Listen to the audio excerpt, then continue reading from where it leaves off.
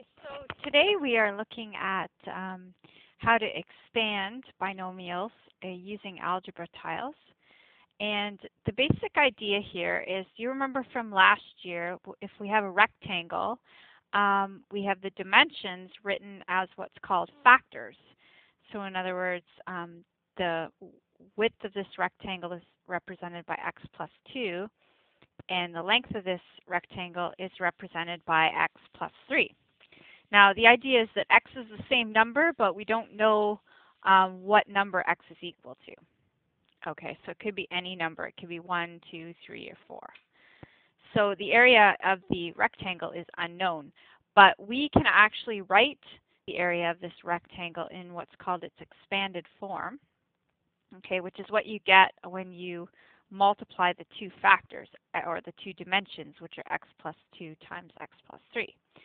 So we can do that using the smiley face method, which was shown before, or we can use what's called the algebra tiles method, which I'm going to show you now. So first what we do is we build our rectangle. So we have to, if you notice here, I've got the dimensions written on the side. We need the width, which is x plus 2, and we need the length, which is x plus 3. So the first thing we have, remember that the first part is x, and then x for the width times x for the length will give you x squared, because x times x gives you x squared. So the first thing you do is you grab the x squared tile and you move it into the frame. Okay. Now what we have here is we have 2, okay, and so we basically have to have 2 ones or unit tiles added here.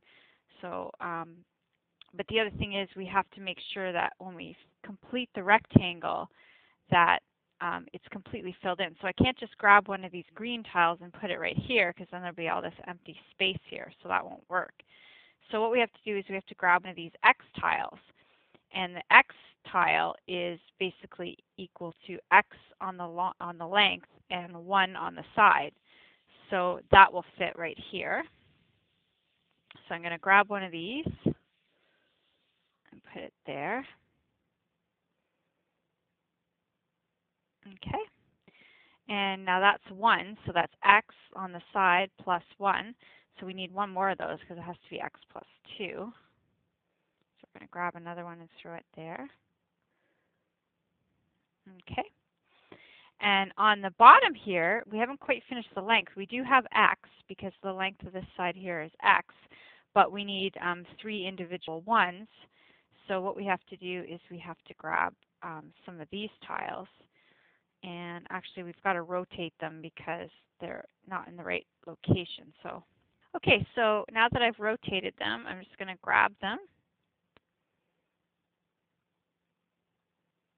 and move them in. So that's 1 and 2, and we need one more. Okay, so we'll grab this last one and put it here. Perfect. Okay, now to fill in all these spots, we need the unit tiles. So we'll just grab them. So there we go. So that's 1,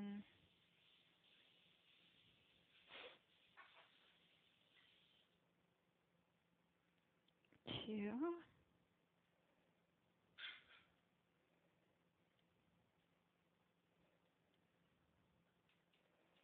and we need 3 more to fill it up.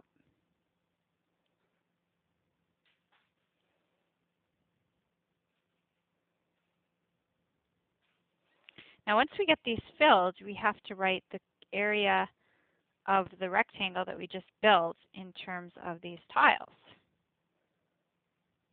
So we'll do that. And I'll put the last one in. Perfect. Okay, so there's our rectangle completed. So now we just have to write the term, or we have to write the area of the rectangle with respect to these terms. So first we start with the x squared, because the x squared usually goes first. So the area of the rectangle is going to be equal to There's one of those x squared tiles, so we put that first. Now, the ones we put next are the x tiles, because the x term goes second. So we have 1, 2, 3, 4, 5, so that's 5x. And then the unit tiles, the individual ones, they all have an area of 1. 1 times 1 is 1. So we just count them up, so there's 6 of them. So we say plus 6. So that now is what's called the expanded form, okay? And it's based on multiplying the two factors or the dimensions of the original rectangle. So this is the area of this rectangle in terms of x. Okay? So you can try expanding one on your own.